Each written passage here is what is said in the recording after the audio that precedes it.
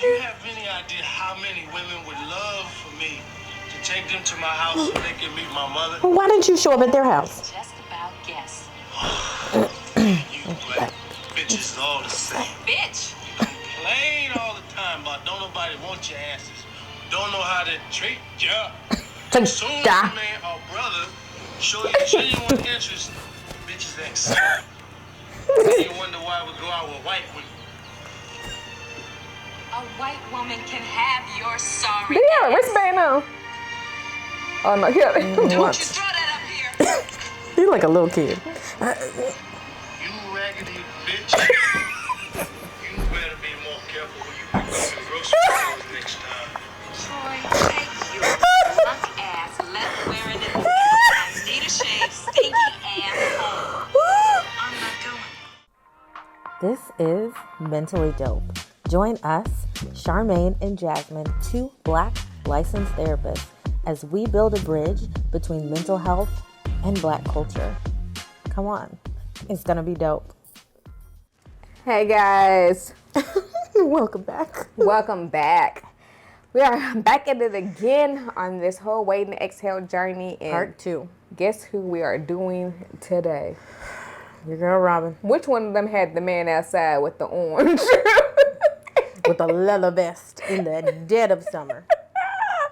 Yes, it is no other than Lela Rashawn, who played Robin in this fine group of women. And Robin was definitely on a journey of self-discovery. It's a good way to put it. Yeah. She was on a journey of sorts. Yes, self-love, figuring out herself, and definitely dating all of the wrong men. Exclusively. That's it. And I mean, so interesting, like a little background about Robin, because I think I had kind of sort of like skipped this until I watched it this time to see like when she mentioned that like she was an army brat, that she had moved around, that her major was anthropology. I'm like, okay, She's girl. not doing anything related to anthropology. Yeah, like so, what's going on? her field was like marketing or something, wasn't it? Like she was doing some kind of like sales or marketing. But still, you had a decent job, or at least like it looked like she had a good job. She had money. Yeah, Okay? She yeah. had some money. Gorgeous. Yes. She fit the part physically of being pretty. She had her cute little dog. She had like her little cute. Her house was cute, Yeah. like everything. She was doing it all on her own, but the personal life, the romantic life was a mess. Yeah. It was a mess. Truly. So we have a lot of guys that she dabbles with during this time. But we see that was starting off with her saying, I have continued to date the wrong guys. So I'm trying something different this time. But to me, y'all, she broke a cardinal rule. She dated the guy from her job. Like, you're gonna do that. It's a bad idea. But what was her Michael. New Year's Oh. thing? Do you remember? Her resolution. What was her New Year's resolution? I forgot. Probably the same. They had to get a man. Wouldn't that like they all should have just made the same resolution to get a man, and the other one to lead a man. So this is Robin. What did she want? She wanted letting Russell come back, but making him stay this time. Is that right? That is That what was she her said. resolution. She said that when he came back this time, that she wanted to make him stay. She said that He's married. she was gonna put up some boundaries, So but that these he kind would of boundaries be to with her, make but him- stop yeah, being married. or to like stop leaving her. Yeah. So Okay, so from the beginning, we're starting out wrong. yes, but let's pause though. Like, let's not all like not act like we have never had goals for relationships or people in our lives that weren't healthy. Or realistic. Like, yeah, or like how being in a bad relationship and thinking that I'm not gonna leave the relationship, but I'm gonna manipulate this somehow to make him stop doing what he's doing so he stays with me. I'm not leaving the relationship, but I'm just gonna make him do what he needs to do. yeah. If I tell him that we can't have sex anymore, maybe he'll marry me. But why? He could just go home to his wife. Okay, so that's Robin logic. And honestly, it's not unique to Robin. No. Like we were saying. Like, people think this way. And honestly, Robin in general had a lot of issues just making excuses for people. Like, not seeing people for who they were because she wanted something. Had issues with seeing herself outside. Both, yeah. Outside of, we talk about people and how they value things and what they see about themselves. Robin saw her beauty. She saw what other men saw in her, which was the superficial of just her being beautiful. Right. And I think that sometimes Robin thought that was going to be enough. Well, she wanted it to be enough. Yes. Because we also see in this situation, she tries to go out, which let's also not put this on Robin, that other people have not did this. She tried to date somebody like completely opposite.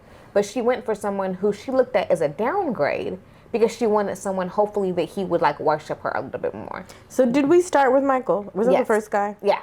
She mentioned Russell first, but she actually the first guy that we didn't meet see Russell. Is Michael.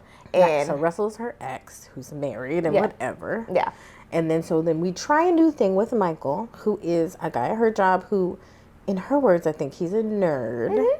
She works in corporate America, so like he has glasses. She talks a lot about his weight. We do not stand for that. And objectively, she just does not like him. Honestly, he wasn't suave, which was like what she was used to. She wants a pretty boy though. But I think it's also somebody fine to her. There's also the charisma, and Michael didn't have it. Like he was not like the the suave debonair guy. This man was like money flopping through the bed. Like he was a little dopey, honestly. Yeah. So I mean, to be honest, he wasn't like something that. But she knew that before she even asked me. She did not like that man. But she also knew that she would have felt like that she was the prize. Where she had been with Russell, where Russell was the prize, she was hoping that with Michael, she would have been the prize. But there are steps missing there. I understand, but like the logic is still not there. The math was not mathing, but I'm also saying that I understood the logic. But okay, like we're talking about girl math, boy math. This is Robin math, right? Which is just like, I'm a 10, you're a 4. Let's get together, and then you'll have to be good to me, right? Yeah. And that's how it works. Because you should feel grateful to have me. Right. But then we also seen when she was in this scene with Michael, where he was like, okay, well, like whatever you want, I can make it happen. I want you to be the person who I'm with. And he genuinely liked her. Yeah. But he was invested. But when he challenged her and asked her the question of, what do you want? I think that was the first time that Robin had ever like actually genuinely been asked that question, and she did not have a solidified answer. But this is the question. There's a thing that you want very badly in your life, to the point where you're changing everything in your life to get it, but you don't even know why you want the thing. Yes. Or exactly like like we say, that there's more to the fairy tale than just dancing off into the sunset. He says, what do you want? She's like, I want a house in Scottsdale.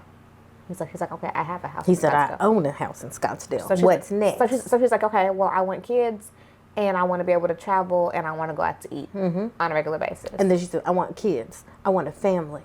I want a husband. Like, she says all of this over again of just like, I just want this, essentially. I just want this. That's what I want. Which is, once again, we talk about this, that these are not bad things to aspire to. They are. But there's more to the story. Like, that's not the end. Exactly. And also examining why, right? Because that helps you pick those things or see those things when they come, right? If you know why you want to be a wife, then you will have an easier time picking a husband who aligns with your values of why you want to be a wife, right? But we also see, and we knew based on how she answered her question, she said, I want everything from a man. Robin was looking for somebody and something to complete her. Yeah. It was an incomplete feeling, and she wanted these things to come in and make her complete, which for anybody, that does not work. It doesn't exist. For any of us. And then it also puts false expectations on this thing.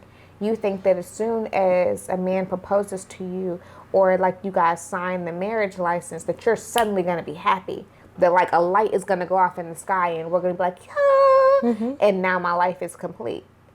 when that's not how that works. Look, we talked about it in the first video, though, of like everybody's looking for that, especially in this movie. Everybody's looking for the thing. Like, what's the thing that's going to make my life perfect? What's the thing? Like, I just need to work harder for it. I just need to do this and like move my life around. But nobody's actually thinking about, okay, what happens when I get the thing? Yeah. Or why do I want the thing? What happens after? And we're just looking for the thing. We're so desperate for the thing that we will bypass ourselves and what we want. Or what our preference even is, right? Like, I feel like women have this experience a lot, so it might, like, there's no shame or shade about it, but I think to the point where you're having sex with someone that you do not want to be having sex with, that you're not even attracted to, that you're not even invested in. Yeah, but like for her Says in a this lot. situation was, I need to stroke his ego. I need to make him want me. He already wants you. He's already happy and grateful to be there. And questions that need answers. The conversation they had after they had sex was like deep. It was profound. It brought them closer together. Isn't that a conversation you want to have with somebody before you are intimate? Like, intimacy starts before sex. We all know that. But like, don't you want to like know these things about a person? It should. Does it? I mean, I'm not saying it always happens. I'm just saying she clearly has an outcome that she wants, which is to be married to someone. She does not like this guy or see him as a valuable partner. But she does a little tiny bit after they have the conversation. Why wouldn't you try to have a conversation first? But she sees him as a valuable partner because he has assets, because of the fact that he was married. I mean, because of the fact that he was a man who wanted her. He was a man who had money, like that, and was single. Didn't currently have another wife. Yeah. So that made him a valuable prospective partner. And that's why I said this is the whole idea of self-discovery, because we're getting to the point where we're asking Robin to look within herself of where are we going, what do you want, and what does it look like. And that is the hard part about choosing a partner when you don't know who you are yourself, because you don't even know what you're bringing to the situation past the fact that I'm cute. And then you want someone to love all of you when you don't love all of you, because you don't even know a lot of you. Which, that's the word. Don't drop that gem right there, because the reason why everybody's like, therapists are like, self-love, you got to care for yourself, you have to know yourself. But it's more like, if you can love yourself, you have to know yourself to get to loving yourself, right? And so once you know that, and once you love that, then you can also show that to other people and be like, here, look, this is me. This is me authentically. I love this person. So do you want to love her, or do you not want to love her? And because this is me, I also know this is what I need. This is what I want, right? Like, once you know those things about you, you can tell other people. But if you don't do that work with you, you can't tell anybody anything. You're just going to accept anything they give you instead of actually being like, no, this is what I need. And if you can't give it to me, that's okay. I'll find someone who can. Or we're going to continue to show up not being authentic. Inauthentic, yes. Unauthentic. I was like, that don't sound right. Inauthentic. But we're going to keep showing up not being authentic because of the fact that we're showing up with who we think that we are. I mean, I think that there is definitely a blindness in a lot of us. I can definitely say for myself of years of showing up one way and not knowing that was not even like an authentic version of me, because I had been doing it for so long, until finally, like, you're like putting the mirror up in front of you and you're like, who is that? Yeah, who is this looking back at me? And how did she get here? Like, who made her? Why does she act like this? Why does she look like this? So then it becomes this whole self-discovery of like figuring out, why am I who I am?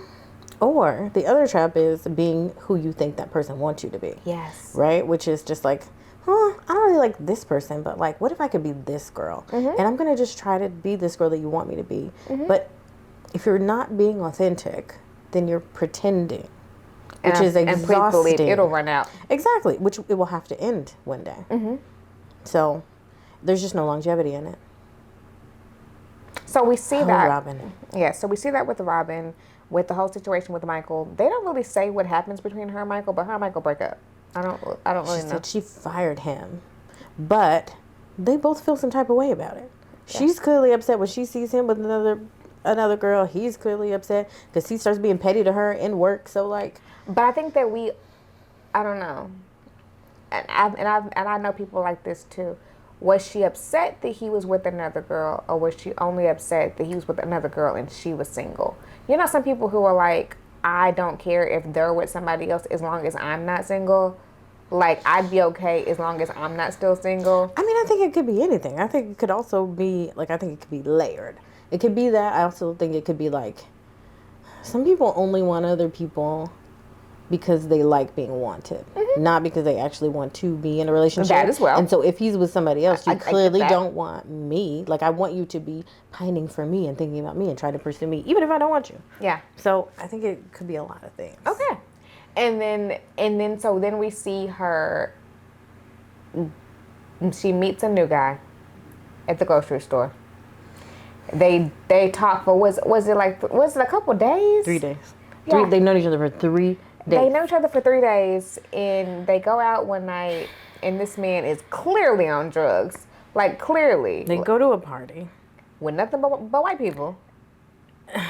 Now, I'm just being honest. I'm just like saying the uncomfortable situation of you taking me to a house where we're clearly strangers. Yes, we're strangers. We're clearly out of place, and you are high as a kite. and it took me a while to realize when they first met. She was like, I mean, he likes to smoke, but it's okay. And I'm like, everybody in this movie smokes. What's the issue?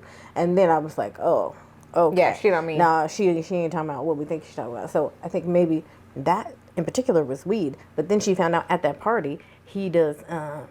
He was sniffing that stuff. The booger sugar. Cocaine. But Whitney said, it's not Whitney, what's her name? Savannah said it was crack. Yeah. So whatever. But he also does some other illicit I thought you had a Whitney joke. I was like, oh. No. I was saying, she was just saying, well, he's not going to tell you he's a crackhead. Yeah. But whatever. So he's doing hardcore drugs. She doesn't like it. So again, we have all these red flags. I don't like this man. I'm not interested in him. We go to a party. I'm uncomfortable. He's not trying to listen to me when I tell him we just got to go. I also noticed that he's buying crack from somebody at the party. Where are the brakes? We all gas and no brakes, but These we need are the brakes.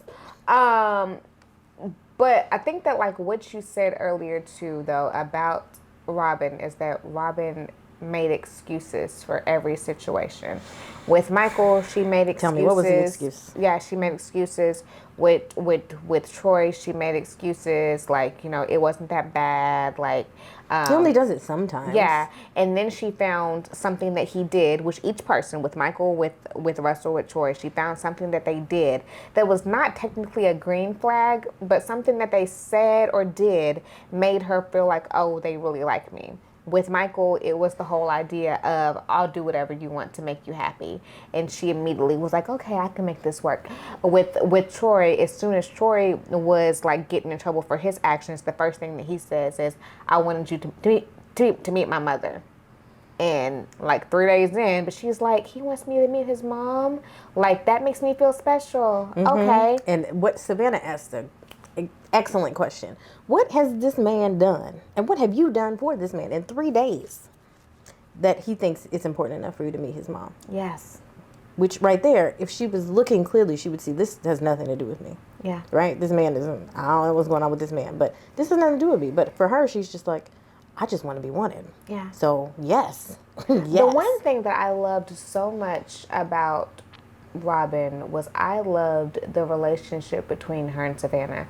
I don't know why it was so highlighted like that. You never saw her on the phone with Gloria and Bernie like that. Mm-hmm. But her and Savannah would have these conversations, and the fact that it was continuously Savannah called her out every single time, but I did not feel like that it was always malicious. It was or sometimes like she was a little judgy, but mostly she was just like, girl. That's like not the right thing, and you know that's not the right thing. Yes. But whatever you want to do. Yeah. So, but I appreciated their relationship. Mm-hmm. It wasn't just like a blatant like mean girl, you are stupid. But she also had moments where she was like, okay, I gotta go. Like for example, when they were having this conversation about Troy. And she says, well, yeah, I probably do need to break up with him, but I can't find my wallet, and his number is in my wallet. So that's going to be the excuse that we use to not call him, because I can't find his number, and his number is in my wallet. And then she says, ever since the night that I saw him, my wallet's been missing. And Savannah said, well, at least you know where your wallet's at. And she was like, what? You think he was still my wallet? And Savannah's response was like, I gotta go. Bye. Because I mean, Like, if you don't get it, yeah, like I see you. Okay, you know what? I'm gonna go ahead and call you later, cause we're not gonna get into this right now. Yeah, we're not. But I think that, like you said, I think that she knew. There was a certain level of I know. For a lot of people, they know. They know. I know she knew. Yes. But she, again, the excuse is she did not want to face the reality. Yes. Of like, being single for her was worse than being in a relationship with somebody terrible. But facing the reality of these dating situations that she was continuing to put herself in was going to require a certain level of accountability for Robin. Mm-hmm. And that was going to be very, very difficult. Mm-hmm. I don't want to have to be accountable for my part of these situations. So how about I just don't? Right. And I continue to do these situations where we have discussed this. We've discussed this, and I don't know how many videos. I think that like the It Kills Me is one of the ones that comes up first for me in my head. If you guys have not watched that one, go back and watch this one. But we discuss what happens when people repeat the same cycles over and over again in relationships because they're not healing in between these relationships. So even if because all three of these men were different, Michael, Russell, Troy, they were all different in a certain way. The same at the same but time. She was the same. Mm-hmm. And therefore, because she was the same, you were producing the exact same results in all three of these relationships because you were showing up the same way, just with different guys, and you were not healing from these situations. Why do we think that is? Which the thing is like our relationships reflect us. They just do. It also reflects the part of us that need what we're getting from these relationships. Mm-hmm. They reflect us, right? Like whatever is going on the inside, the relationship, the type of relationship, the type of people, the quality of the relationship, they reflect us. And so it requires looking in the mirror. But I think like Robin, a lot of people use relationships to numb, right? Like some people use drugs. Mm-hmm. Some people use relationships of just like, I don't really want to see myself. And so if I'm in a relationship, I don't see myself. I will just look at you. Yeah. But it also, like you said, it was a hyper focus. She had a goal. This is the goal that I'm getting to. Anything less is slowing me down. And that whole dealing with me thing, nah, I ain't really going to do that. Mm-hmm. I'm going to go find me another man, and I'm going to see how he going to do. Mm-hmm. And then we just repeat it again. Okay, no. It was him. Let me get another one. Yeah, he was the problem. Let me get another one. He was the wrong one. Yes. It was the wrong one. We just pick another apple off that tree. But it's the same tree, babe. Or an orange. But another orange off the tree. I think that like and like we see that in how these situations were going because we saw, like she said, you fell in love with Troy after 3 days and you met this man in the grocery store and like you were going to meet his mom and found out that he was on drugs. Like the math wasn't mathing, baby. This was not going together. We were trying to make a relationship with Michael, like just based on the fact that we wanted somebody to support us or like give us these things. And then, baby, we meet the infamous Russell, which is so crazy to me because I did not realize like that we had talked about him. But he had a very, very short role in this movie. Mm-hmm. He had like 2 scenes, I think it was total. So we don't see Russell. We hear about him over and over again, and then he finally comes in, and I say it's Leon. Baby, you know how we feel about Leon, okay? Leon had the 90s in the chokehold. He still got me in the chokehold. It's 2023. I'm still there with you, Leon. I'll be watching him. Well, yeah, okay. Anywho. But yeah, he comes in, and I'm like, it's Leon. But he has that thing. Yes. He's got that charisma. The thing that Michael didn't have. The suave. He just opens the door. Hey, babe. Mm-hmm. And like she's like, okay. Mm-hmm. And you can tell the chemistry is there, which is also kind of a red flag with us, neither here nor there. Yeah. I mean, there's a reason why people tell you, like, the person that you're very, very, very attracted to is probably not the person you should date because there's no rational thought after that. Mm. There's no rational decisions to be made. It's all other things. But yeah. And we see she's an example of that. So Russell comes in. All inhibitions go out the window, and we're back. And then we never left. And then take it again the same way that we said with Michael, the same way that we said with Troy. Troy calls the phone, And Russell says to Robin, I'd appreciate it if you don't have your other guys call here while I'm here. And she thinks it's cute. Look at him. He's being jealous. That's so cute. But you're going to talk about what happened before that? Before she rolls over and it's just like, oh, he's jealous. Oh my gosh, he loves me so much. He just left from his wife's house. That and they had sex. And he came back to his mistress's house, whatever, his girlfriend's house, to spend the night. I don't know. I don't really understand what the point of that was. But I think it's the control. He had control in his marriage, and he had control with her. Because clearly, you left your wife, and then you came over here, and you audacity, like boldly, walks in there and says, "Get my pajamas." Okay. Because the way that I'm set up, you probably wouldn't have left that day, or you probably wouldn't have left the same way you came. But I don't understand what. Like there's a bypass there, right? Like something just happened that you need to pay attention to, but all you hear and all you see was, I'm asleep over here tonight. Mm-hmm. He chose me. Yeah. I mean, he did go over there, but like at the end of the night, we're together, right? Like just until the morning. Bypass. Well, until I got to go drop him back off at the house. You can't even say that to me. You can't even say it in the same sentence. But also, it's not happening to me. It's happening to Robin. And when you were in it, so focus. It's different. So yes, in that part, giving grace to the fact that we know how different it is when we are in these situations, and how it looks different for us. We can look at somebody else and say like, yeah, that sounds stupid. Like I don't understand how that happened, but whatever, it does happen. But the bottom line to Robin, to all of us with open honesty, is that it's a self issue. It's a self issue that gets us there. It's a self issue that sustains us there. It's nothing to do with Michael. Nothing to do with any of those people. A little bit to do with Troy, but he had his own stuff. They could have probably went therapy together. Yeah. But it had everything to do with Robin. But because I think that even for certain people, you can run across a decent man, but if it's you, it's just you. What are you saying? I'm saying that like it felt deep, but I wasn't sure what it was. I'm saying that even because it was like these. Well, Michael was a decent man, but I'm talking about with Troy and with Russell. Even if they weren't on drugs, even if they weren't married, even if they actually were a decent man like Michael, it's you. And if Robin doesn't deal with Robin, it doesn't matter who comes. It doesn't matter who comes to you. Yes, the guy could have been the total package, and you still would have been the common denominator. Absolutely. And I think there is this notion, this thing that happens, and I'm not going to say that it happens to therapists because nothing bad ever happens to us. Yeah. But it's a more of just like. She says, well, I can work on that. I can help him with that. I can fix that for him. And like this desire of just like, I'm going to spend my time fixing up this person, then spending that energy building yourself to the person that you want to be, or healing or whatever, which is the same thing, right? We just focus on other people so that we don't have to deal with our own crap.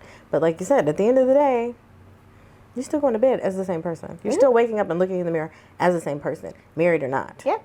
Which is also why I said, too, that regardless, if we don't heal and don't figure out what's going on for us, you're going to continue to repeat the same cycle, regardless of what the other person looks like. And people don't understand how transformational just the why is. Like, you don't have to, like, fix everything or, like, have worked through everything, but just knowing why you do something, what the process is there for you, it can change a lot for you. Yeah, I agree. But it takes time. It takes intention. Some people don't want to do the work. And I get it. It's not easy. But it definitely is necessary. Fun. It's necessary, baby. What else sticks out to you? We could pause and talk about the fact that, like, the stuff that made her feel like that those were important. The fact that he wanted her to meet his mother. That was a milestone that, like, she should have been happy about. Like, after 3 days. But the whole idea of, like, he wants me to meet his mom, like, that was a big thing. Well, sometimes still is. No, it is a big thing. It's just we are but anywho, and then finding out that he had a son, you didn't even know about it. Y'all skipped some steps. We skipped a lot of steps. Just a tad. Okay, let's go into the questions that need answers when it comes to Robin, because I had some questions that needed answers when it comes to Robin. That scene, the breakup scene, was just... The one with her and Troy? was just y'all know the oh my scene. gosh, it was. We're gonna have it. Amazing. We're gonna have it playing at the bottom. At least like clips when that man grabbed that orange and threw that orange at her. When he had that old hot leather suit on, like it wasn't like probably 100 degrees in Scottsdale, Arizona. When he popped his leather collar, his leather vest, the collar of his leather vest. Okay, sleeveless leather vest. So let's pause on this for a second too, because in that breakup scene, we see where Robin had been sitting outside on her balcony waiting for him. She was not going to leave Troy. I don't think so. I don't know how you felt. I don't think that she was going to leave Troy. She was still making excuses. If he had not had her waiting for 2 hours to go to this barbecue, I think she would have went. She wasn't ready to end that relationship. She had been sitting outside for 2 hours. He was late, and when he finally showed up, he was drunk. Mm-hmm. And I think that was like her moment where she was like, okay, it took all that after everything you guys had went through. But at that point, you were like, all right, I'm gonna go ahead and I'm not doing this. So, questions that need answers. I mean, that was that. But why the dramatic music? First of all, the scene is so hilarious. Maybe it wasn't meant to be as hilarious. Maybe it's supposed to be like she's finally getting the gall and like the stuff to say no and like fight for herself. But it was also really funny. So it was hilarious. The violins in the background, hilarious. And then they played this dramatic music in the background. And then like the one part where it like crescendos. I mean, doves could have flown out at that point. What is happening? And the end of it, they're just like, F you, no F you.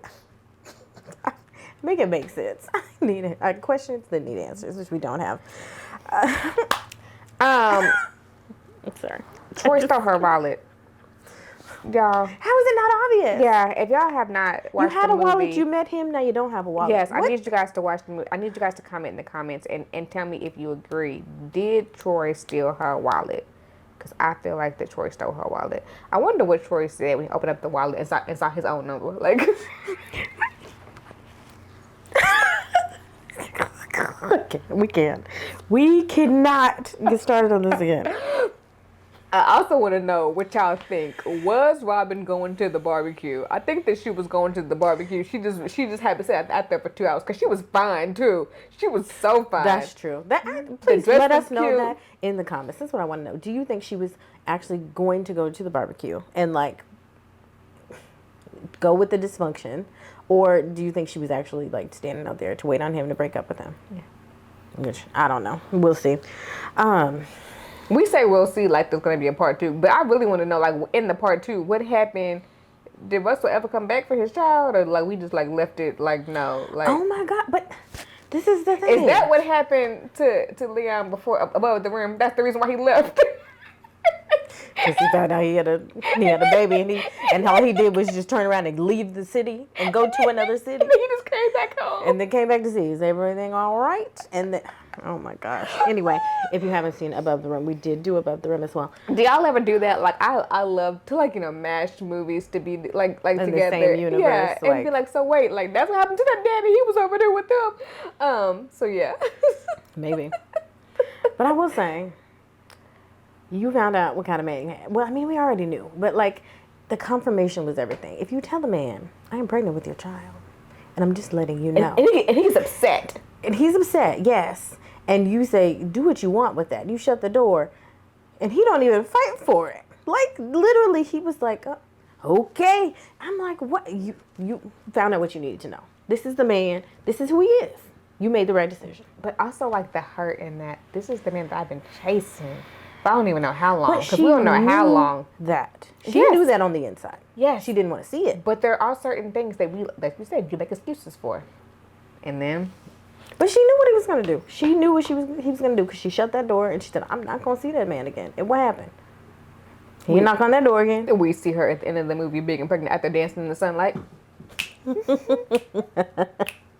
In the sunlight at the New Year's. That's what she was doing. Yep, that's what she was doing. What was her song? What's Robin's song? Count on me. We didn't even play it. Count on me. Just play the song. A friendship that will never end. I'm not gonna lie, y'all. You are weak, Tell me when y'all hear the song. Am I the only one that cries? Am I the only one that cries? Like, as soon as the movie goes off and this like starts playing, I felt it. Like, I felt like the snot cry come in my throat. Like, don't be afraid, even if something else please has been. believe. Oh, I don't know. You win. Count on. You can count on me. Like, the playlist didn't have to go so hard. It did not have to. Like, literally. But it did. They said, Kenny, come on in here. And he said, said, number one. We're sending it all to number one. It was just a soundtrack, y'all. Yeah. And we say thank you. Thank you to all of them. Thank you to Robin. Thank you to Kenny, Babyface Evans. Okay? Yes. We love you. Come on, Kenny. You did it. And you still do it. And he still look good. Anyway. Regardless, y'all, there's going to be another part. This is only part 2. We're getting to part 3, okay? Yeah. All right. So, as always, y'all, like, subscribe, leave some comments. Tell us how you feel about Robin. And then follow us on this journey as we continue to exhale. And say mentally, though. To continue to exhale.